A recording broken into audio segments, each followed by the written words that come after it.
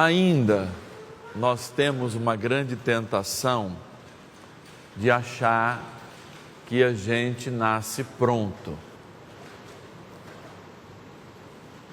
Que a gente, por exemplo, lá no dia do nosso casamento, não é o meu caso, mas o de alguns ou da maioria de vocês, já está pronto para a vida 2. E talvez quem está celebrando 40, 41 anos ou mais lá em casa pudesse nos dizer que cada dia a gente aprende a conhecer o outro e, portanto, ocupar-se da revelação do outro e também dar-se a conhecer.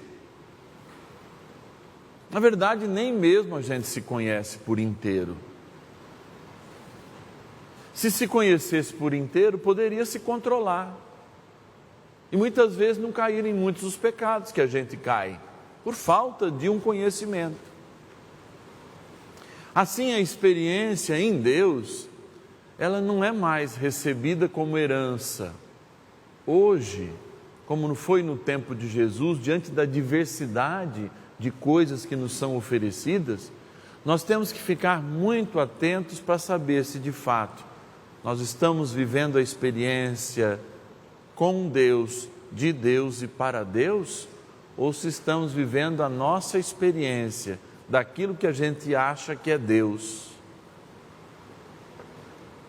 E por isso, viver a fé é algo que São Tiago, nessa carta, vai aprofundar bastante. Se vocês conhecem essa carta, no capítulo 3, Santiago vai falar de um dos nossos maiores pecados, que é a capacidade que a gente tem de, com a nossa língua, destruir as pessoas. E aí ele vai dizer, textualmente, que não tem capacidade de dominar a sua língua, não tem capacidade de dizer que conhece a Deus. Em outras palavras, ele vai dizer isso. Porque quem conhece a Deus, sabe da sua natureza, sabe que precisa ser transformado a cada dia. E eu costumo dizer que o Evangelho é sempre um desafio, e cada dia é um desafio, mas não um desafio sádico. Como, por exemplo, um pai ou uma mãe que desafia um filho a estudar mais, que desafia um filho a fazer uma atividade física para ajustar, que desafia um filho a comer menos para ajustar o seu peso, a sua saúde. Tudo isso é feito por amor, mas não é entendido no momento por amor. Toda vez que a gente recebe um castigo, ou seja, que alguma coisa é limitada na nossa vida, a gente acha que aquilo é vingança. Por quê? Vai dizer Santiago, porque não adquiriu a sabedoria que a nossa fé ela só é, de fato, comprovada na dificuldade. Mas é na dificuldade que ela cresce. É na dificuldade que ela dá frutos. É na dificuldade que ela fomenta em nós, que ela incentiva em nós a perseverança. Que filho, por exemplo, que gosta de trabalhar, porque, nós estamos criando uma geração que não gosta do trabalho, que não gosta de estudar, que não gosta de um cabo de enxada. Não estou dizendo que isso precise, mas que não gosta do trabalho. E a gente está vendo poucos que gostam do trabalho se dando muito bem e muitos que não gostam se dando muito mal, porque o trabalho é um desafio, mas é uma benção. Mas é um desafio, mas é uma benção. E quanto mais a gente trabalha, mais resultado a gente, de fato, obtém. Ah, padre, mas o sistema é injusto. Sim, o sistema é injusto.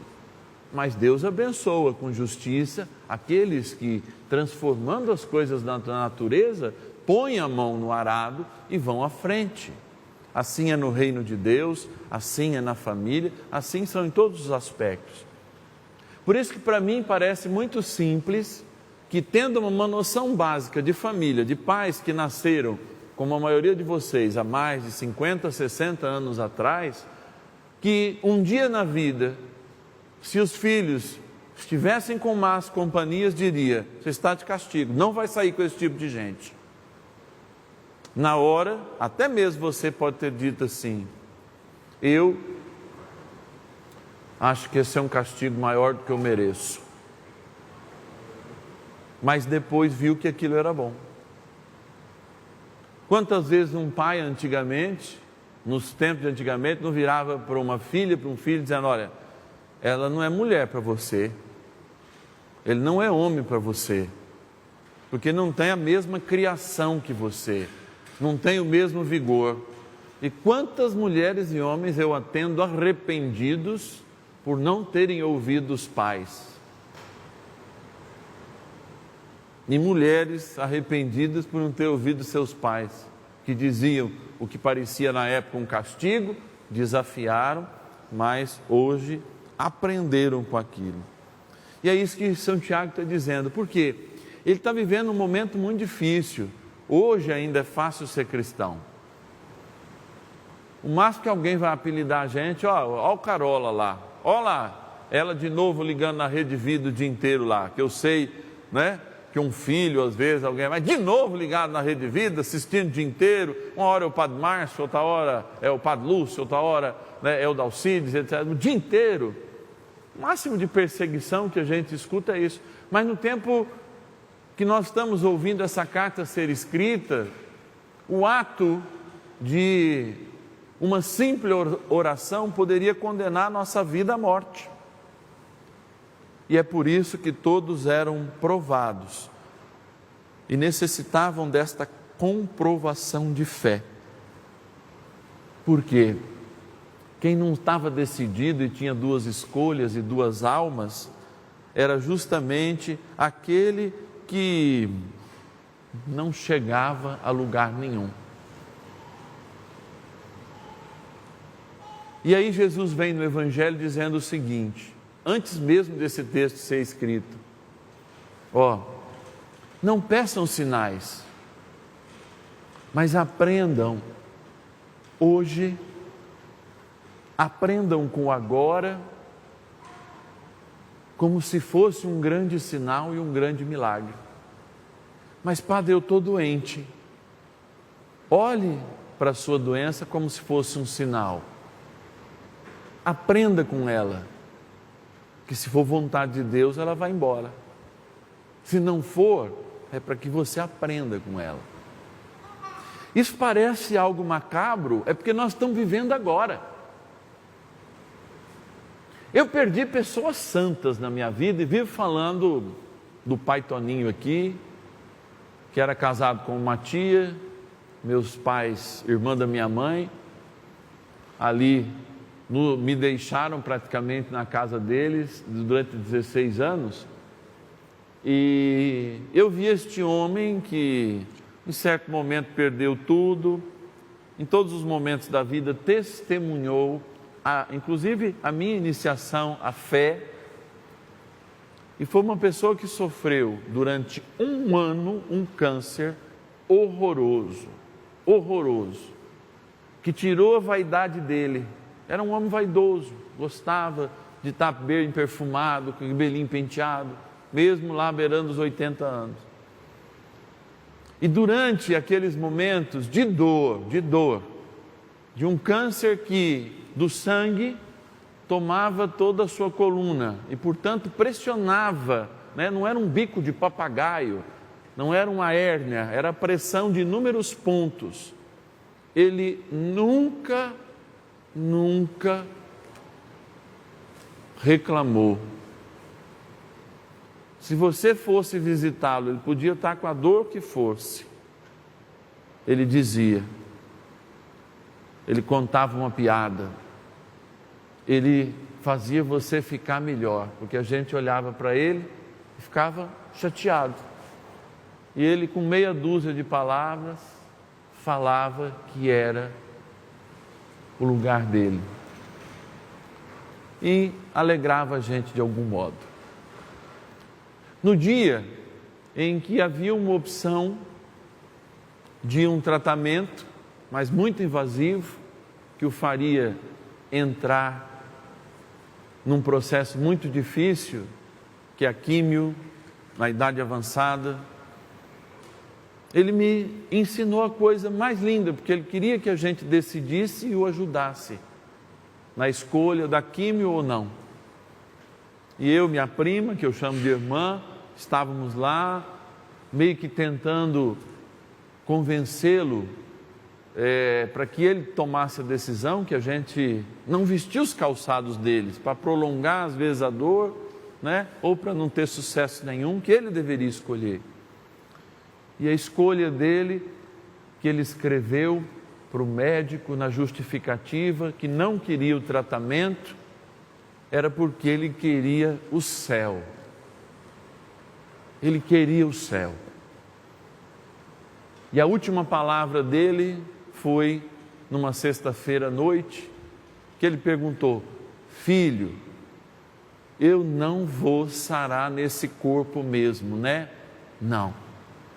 Então a próxima vez que São Miguel passar, eu posso ir com ele? E eu disse: vá.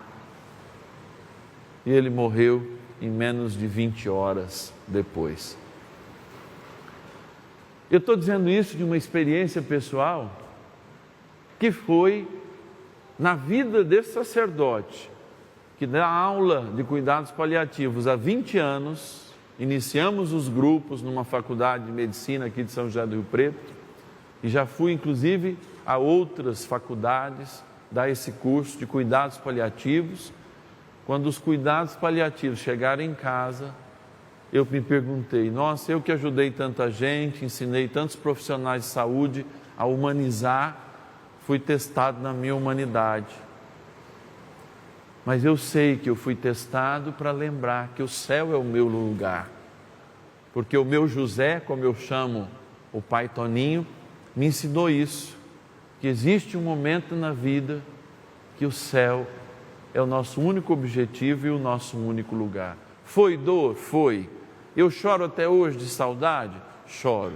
Como qualquer um de vocês chora um ente querido. Mas foi uma provação que reforçou e fez crescer a minha fé, inclusive na cura de Deus, na maior delas, que Ele já fez na cruz por cada um de nós. O pai Toninho, meu José, naquela sexta-feira, ao dizer que já não seria mais curado naquele corpo, ele já sabia que a sua alma estava totalmente limpa para o céu. E eu tenho plena certeza disso. Agora eu pergunto, se eu hoje tivesse diante do meu passamento, daqui a alguns minutos, eu, estou falando por mim, vocês pensem junto comigo, teria condições de olhar para a minha vida, especialmente para os meus sofrimentos, e dizer: eles foram importantes para que eu chegasse ao céu agora? Ou será que mesmo ouvindo o que São Tiago fala, eu vou esperar chegar no céu para dizer para os meus sofrimentos, para as minhas dores, para as minhas limitações, para aquelas pessoas que eu perco, eu vou esperar chegar no céu para reconhecer o quanto a minha história foi importante para que eu chegasse aqui. Você já pensou? O quanto a tua história, com todas as coisas negativas, muitas vezes com a fome que você passou, com a violência que você sofreu, com a enfermidade que você carrega, se não fosse tudo isso, talvez você não estaria aqui. Talvez você não tivesse a fé que você tem. Talvez você perdesse a salvação que o nosso Deus comprou a preço do seu sangue. Nós não queremos ser a geração que pede sinais. Não queremos. Mas queremos ser a geração que compreende com sabedoria os sinais que Deus nos dá todos os dias. Eu quero fazer parte dessa geração.